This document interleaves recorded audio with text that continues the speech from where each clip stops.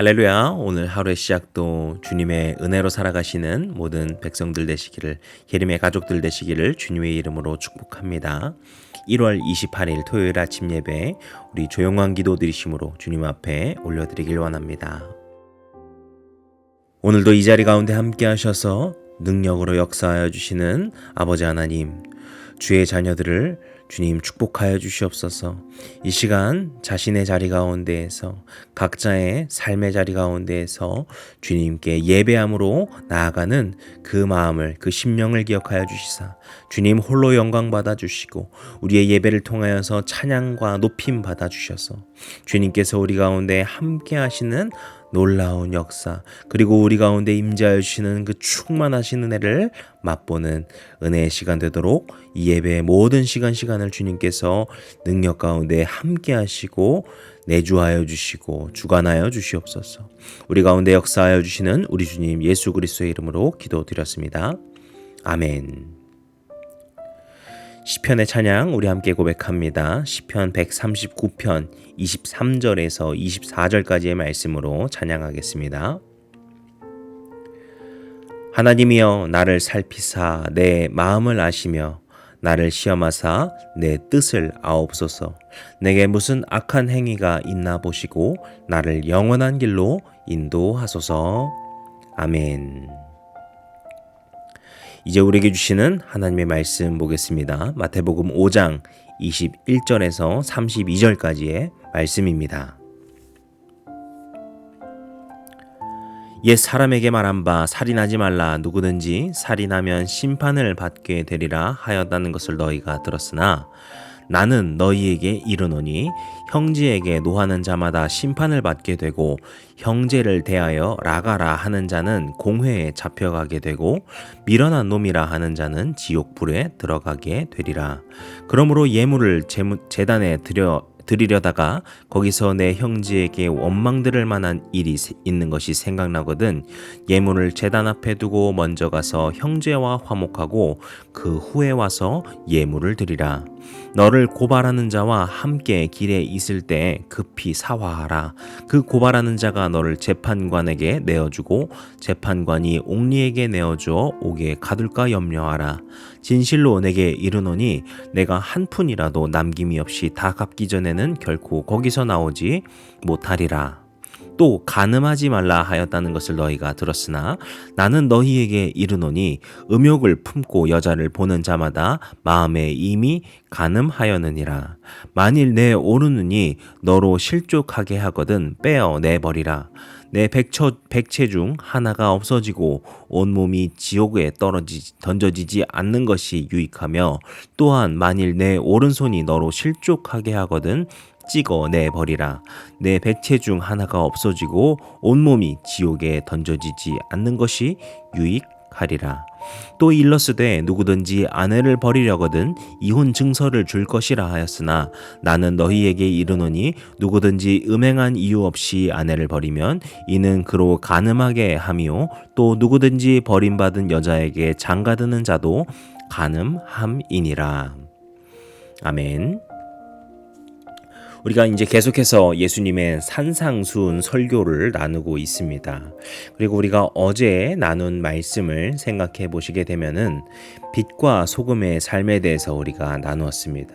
그것은 무엇이었습니까? 바로 거룩하고 의로운 하나님의 자녀로서 합당한 삶을 살아야 한다라는 것이었죠.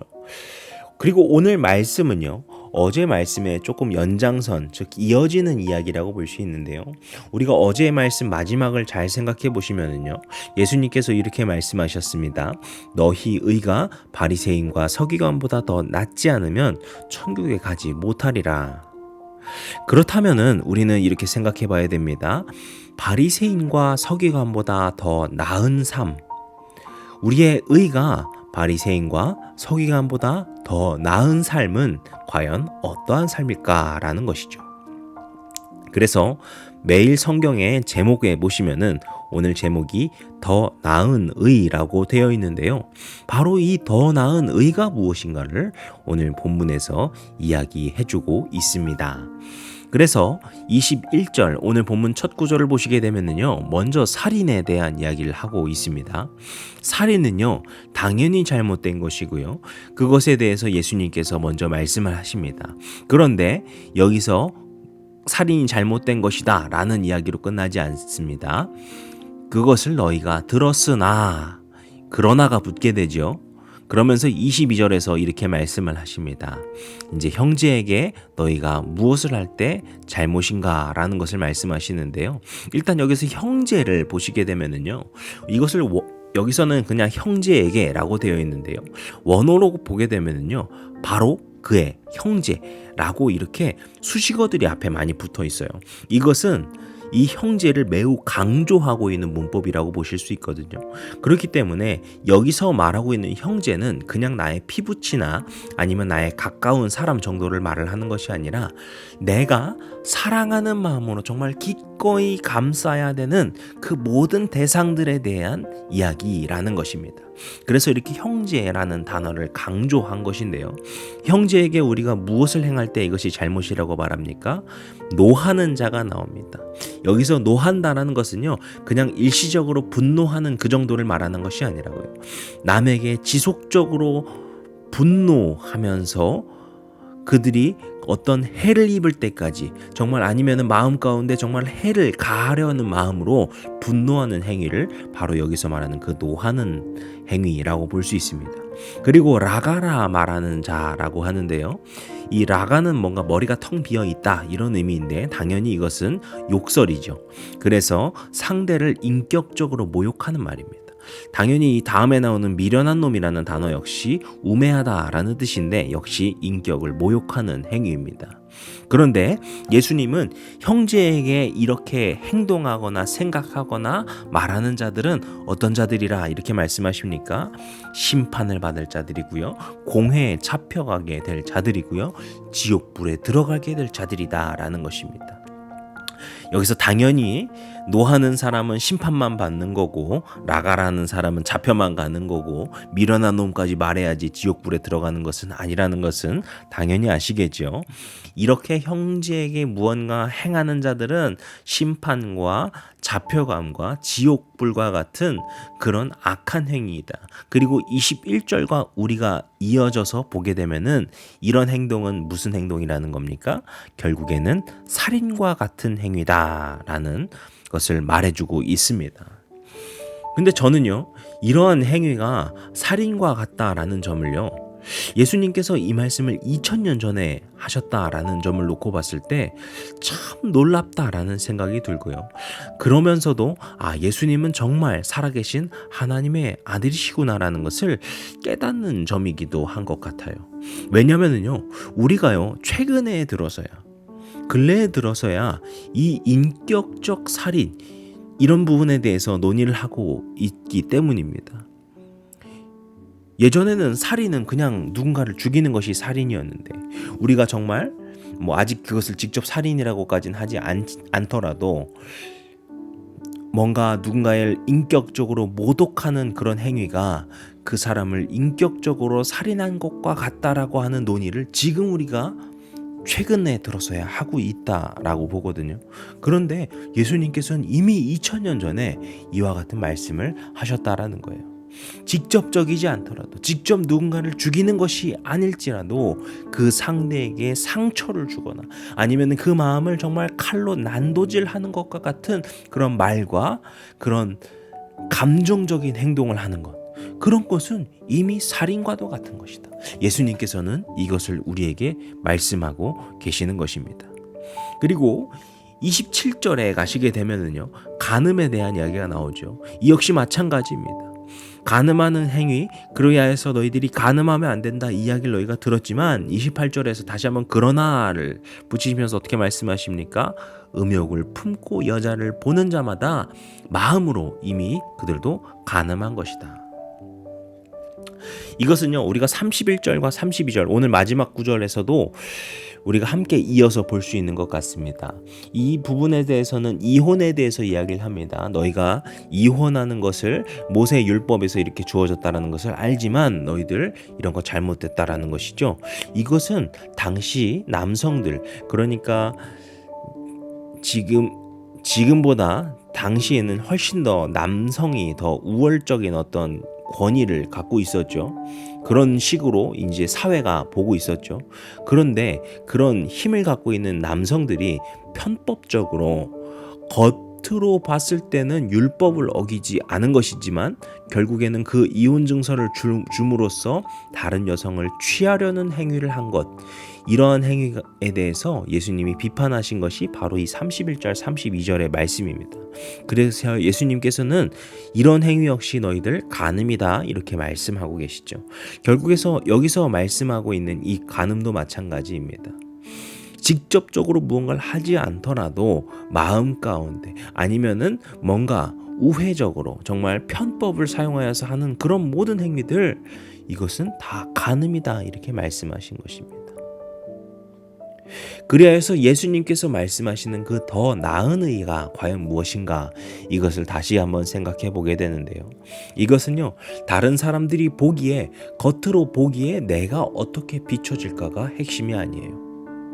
나의 마음의 중심이 어디를 향하고 있는가, 나의 마음의 중심이 무엇을 바라보고 있는가, 예수님께서 보신 것은 바로 이것입니다. 누군가를 살인을 하지 않더라도 그 마음의 중심 가운데 어떤 상대를 미워하거나 아니면은 말이나 행동으로 정말 마음에 칼로 베는 듯한 그런 상처를 주는 것, 그래서 그의 마음이 정말 죽는 것과 같은 느낌이 들도록 그런 것을 행하는 것, 이건 역시 살인인 것이다. 간음 역시 마찬가지죠. 누군가를 직접적으로 간음한 것이 겉으로 보여지게 그렇지 않더라도 그 마음의 중심 가운데 간음의 마음을 품고 있다면 역시 간음한 것이다. 이것은 우리가 하나님의 백성으로서 정말 중요한 점입니다. 우리가 지금 말한 것은 더 나은 의라는 것이죠. 그리고 더 나은 의라는 것은 율법을 더 잘 지킨다라는 것이고요. 그 율법은 우리가 어제도 말씀드렸지만 하나님의 백성으로 올바르게 사는 것입니다. 그런데 우리가 믿고 있는, 우리가 알고 있는 그 하나님은 어떤 분이십니까? 우리의 겉을 보시는 분이실까요? 우리가 어떤 행동을 하실지 그 행동만 보고 계시는 분일까요? 아니죠. 하나님께서는 우리의 마음의 중심을 보시는 분이라 우리는 그것을 알고 있습니다. 그렇다면은 우리가 의롭게 하나님의 백성답게 산다는 것, 우리가 율법으로 살아간다는 것은 겉으로 비춰질 때 무엇을 하느냐가 아니라 우리의 마음의 중심이 어떠해서 그것을 행하는가, 이것이 가장 중요하다는 것을 예수님께서 말씀하고 계시는 것이죠. 그래서 우리가 오늘 말씀을 기억할 때 더 나은 의, 우리가 바리새인과 서기관보다 더 의롭게 산다라는 것은 바로 우리의 마음의 중심을 돌아보는 것임을 기억해야 할 것입니다. 그래서 예수님께서는 23절과 26절 그리고 29절 30절을 통하여서 이러한 죄로부터, 이런 악한 일로부터 우리가 어떻게 벗어나야 되는가, 그래서 다시 어떻게 의로운 삶으로 돌아와야 되는가를 우리에게 제시하고 계시는데요. 여기서 중요한 것은 즉각적인 회개, 즉각적인 변화입니다. 보시게 되면은 원망받을 만한 일이 생각나거든 이라는 것이 23절에 나오죠. 이것은요, 내가 그 죄, 내가 행한 어떤 죄에 대해서 깨달은 바로 그 시점, 아주 바로 그 바쁜 그 시점을 말을 합니다. 그런데 그때 바로 어떻게 하라고 합니까? 그 형제에 가서 화해하라. 즉각적으로 변화되어서 즉각적으로 회개하여서 즉각적으로 다른 행동을 옮겨야 된다라는 것이죠. 그리고 화해를 하고서 예물을 드리라라고 하는데요. 이것은요, 레위기에서도 보시면 우리가 속건제를 생각해 보시면 그렇습니다. 이 속건제라고 하는 것은 우리가 어떤 누군가에게 잘못을 저질렀을 때 그 잘못에 대해서 그 형제에게 배상을 해준 다음에 하나님 앞에 화해 예물을 드리는 것, 이것이 바로 속건제 모델이거든요. 예수님께서 말씀하시는 것이 바로 이것입니다. 그런데 여기서 중요한 것은 바로 즉각적으로 행동으로 나타내는 것이죠. 25절에도 보시면은 그런 단어가 나오죠. 급히 사화하라. 역시 굉장히 빠르게 즉각적으로 무엇을 해야 된다라는 것을 보여주고 있습니다. 그리고 29절과 30절은 조금 더 변화에 초점을 맞추고 있습니다. 우리가 이것을 보면서 그냥 있는 그대로 보게 되면 굉장히 마음이 어려워지죠. 내가 정말 잘못한 거 생각나는데 혹시 내가 눈을 빼야 되는 건가? 아니 내가 그 잘못한 거 생각나는 거 있는데 그럼 나 오른손을 잘라내야 되는 건가?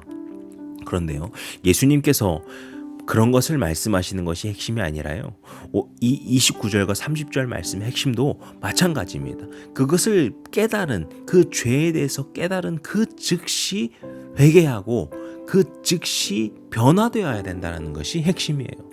그 손을 베어버리는 것처럼 그 손으로 지었던 죄를 더 이상 짓지 않아야 된다. 그 눈을 빼어버리는 것처럼 그 죄지은 눈을 버리고 이제 내가 선한 눈으로, 선한 마음으로 살아가야 된다는 것을 예수님께서 말씀하고 계시는 것이죠. 오늘 예수님의 말씀은요, 우리에게 참 강력한 메시지로 다가오고요, 그리고 앞서 말씀드린 것처럼 참 또 부담스럽게 느껴지실 수도 있지 않나 생각이 들어요. 내가 나에게 자꾸 이런 말씀하시는 게 왜 그러나, 나 잘못했다고 자꾸 이렇게 나한테 이렇게 죄책감 주시는 건가, 어떤 생각이 되실지는 모르겠습니다.